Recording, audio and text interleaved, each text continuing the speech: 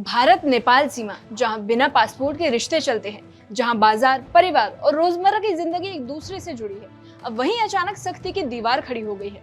नेपाल के नए प्रधानमंत्री बालेन शाह के एक फैसले ने इस खुले रिश्ते को सवालों के घेरे में ला दिया है। 100 रुपए से ज्यादा के सामान पर टैक्स, भारतीय गाड़ियों पर रोक और बॉर्डर पर बढ़ती निगरानी। अब सवाल यह है कि क्या ये सिर्फ एक आर्थिक सुधार है या फिर रिश्तों की नई परिभाषा लिखी जा रही है।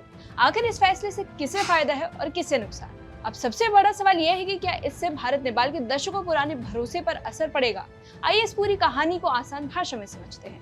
आप देख रहे हैं एबीपी और मैं साइमा परवीन। भारत नेपाल सीमा, जहां रिश्ते सिर्फ कागजों पर सीमित नहीं बल्कि रोजमर्रा की जिंदगी से चलती है, लेकिन अब वही एक नया तनाव पैदा हो गया है। नेपाल के नए प्रधानमंत्री बालेन शाह के एक फैसले ने सीमा पार की जिंदगी बदल दी है। 100 रुपए से ज्यादा के सामान पर कस्टम ड्यूटी लगेगी, भारतीय गाड़ियों पर सख्ती बढ़ती जाएगी और बाजारों में रौनक सिर्फ कुछ ही दिनों की मेहमान हो गई है।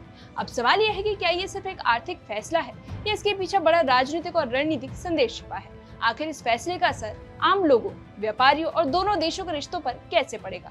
इसे समझने से पहले जान लेते हैं कि नया मामला क्या है। दरअसल नेपाल सरकार ने एक नया नियम लागू किया है, जिसके तहत अब भारत से नेपाल ले जाए जाने वाले 100 रुपए से ज्यादा कीमत के सामान पर कस्टम ड्यूटी देना अनिवार्य होगा। पहले लोग आसानी से छोटी बड़ी खरीदारी करके सीमा पार ले जाते थे, लेकिन अब हर सामान पर नजर रखी जा रही है। बॉर्डर पर पुलिस की सख्ती बढ़ गई है और कई जगह सामान जब्त किया जा रहा है। यानी जो पहले आम जिंदगी का हिस्सा था, अब वही नियमों के दायरे में आ गया है। अब सवाल यह है कि नेपाल ने ऐसा फैसला क्यों लिया। दरअसल सीमावर्ती इलाकों में रहने वाले नेपाली नागरिक अक्सर सस्ते सामान के लिए भारतीय बाजारों पर निर्भर रहते थे। इससे नेपाल के स्थानीय व्यापारियों को नुकसान हो रहा था और सरकार को भी टैक्स नहीं मिल पा रहा था। और यही वजह है कि बालेन शाह सरकार ने ये कदम उठाया।